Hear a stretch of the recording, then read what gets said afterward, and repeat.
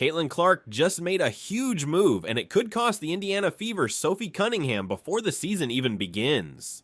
In professional sports, there's a big power structure that most fans don't see. Many people think the WNBA operates on its own, but that's not really true. The biggest names in sports don't follow those limits. They don't wait for permission. They go after the biggest opportunities and take what they believe they deserve. Welcome back to WNBA Pro. We're not here for PR stories or polished media takes. We focus on the real side of things: business power, salary cap moves, and tough decisions behind the scenes. Right now, while the Indiana Fever seem to be struggling in the background, something much bigger is happening. Instead of reacting to the noise, the focus has shifted to a major media move. Let's break it down. The WNBA season hasn't even started yet, and while many veteran players are trying to stay relevant, Caitlin Clark is doing something different. She's not following the usual media path. Instead, she's landed a major high-value deal with NBC Sports. Scheduled to appear on NBC Sunday, March 29th as a special contributor for the network's Basketball Night in America pregame show. She'll provide commentary and analysis alongside. Listen closely to what's actually happening here, because it's far more strategic than it looks on the surface. This isn't just someone casually appearing on a broadcast. This is a deliberate positioning move. She's stepping completely outside the traditional WNBA media lane and placing herself directly in the center of NBA coverage. Not college basketball, not preseason filler. She's sitting at the main desk analyzing a high-profile matchup between the New York Knicks and the Oklahoma City Thunder, and she's not there as a guest. She's operating alongside established NBA names like Carmelo Anthony, Vince Carter, and Tracy McGrady, breaking down advanced concepts like pick-and-roll coverages. That kind of placement isn't accidental. It signals equivalence. Oh, and it sends a message that she belongs in the same analytical and commercial space as Hall of Fame level talent. From a marketing perspective, this is a powerful brand move. She's leveraging the NBA's massive global audience to elevate her own value, expanding beyond the limitations of WNBA exposure. It's less about media participation and more about strategic brand scaling, aligning herself with the biggest platform in basketball to accelerate her reach and influence. Now compare that to what's happening on the Indiana Fever side.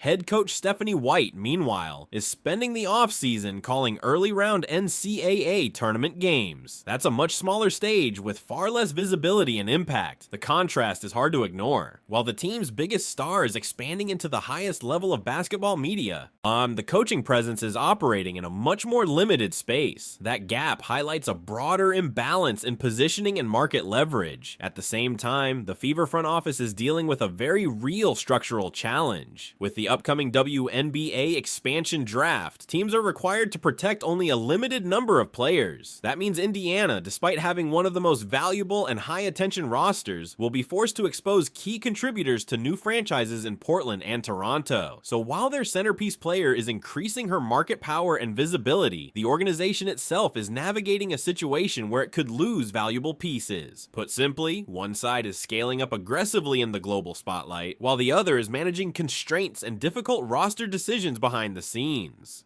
That contrast is where the real tension lies. So have news on Sophie Cunningham. Now, I put out to you guys that Sophie Cunningham is not going to be protected by the Indiana Fever. I believe the 5 players that will be protected will be Caitlin Clark, Aaliyah Boston, Lexi Hall, who's a protected free agent, Kelsey. Look at the protected list with a clear, logical mindset, not emotions. Right now, a lot of fans are reacting strongly to the leaked information. They are emotionally attached to the team's chemistry, especially the Tres Leches connection. Many fans also admire Sophie Cunningham because of how she stood up for the team and protected Caitlin Clark last season. Because of that, they want the front office to reward her loyalty with a guaranteed roster spot. But that's not how professional sports decisions work. General managers are not paid to satisfy emotional reactions from fans. They are paid to make smart, strategic, and sometimes tough business decisions that benefit the team long term. From a logical perspective, Indiana will definitely protect Caitlin Clark without hesitation. She is the centerpiece of the franchise.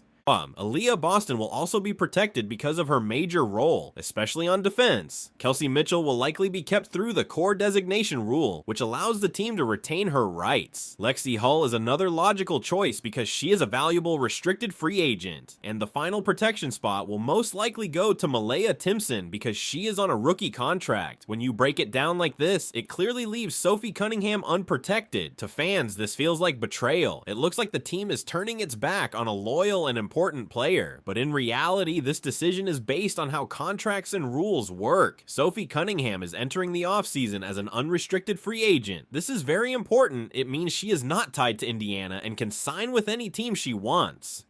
So even if Indiana uses a valuable protection spot on her, it doesn't guarantee anything. She could still leave immediately and sign with another team. That would mean the Fever wasted one of their limited protection spots without getting any real benefit. That's why teams avoid protecting players they don't fully control. Instead, they focus on players who are still under contract. This is where Malaya Timpson becomes very important. Rookie contracts are extremely valuable in modern sports because teams get talented players at a lower cost while maintaining. That's the reality of how the business side of basketball works.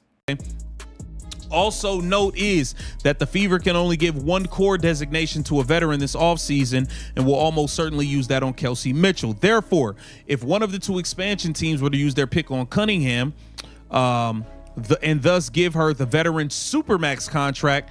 Look at this expansion rule carefully because it creates a very unusual situation. The WNBA has a strict rule restricted free agent. They are required to immediately offer that player a veteran Supermax contract. That's a number, especially for a new team building its roster from scratch. It would take up a large portion of their salary cap. Now think about Sophie Cunningham in this context. She is a very useful and efficient. This rule actually discourages expansion teams from picking her.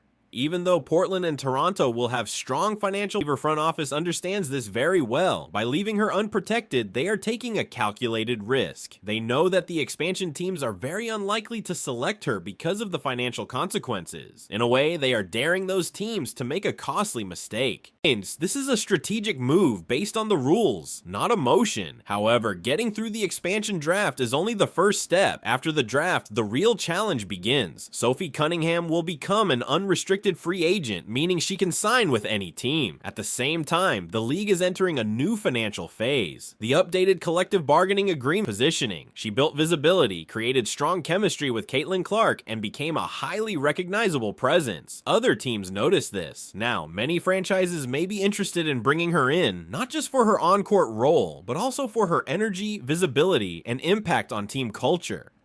So while Indiana may safely get through the expansion draft, they could still face a tough situation in free agency, where competition for her could increase, and retaining her may become more difficult. That's where the real pressure begins.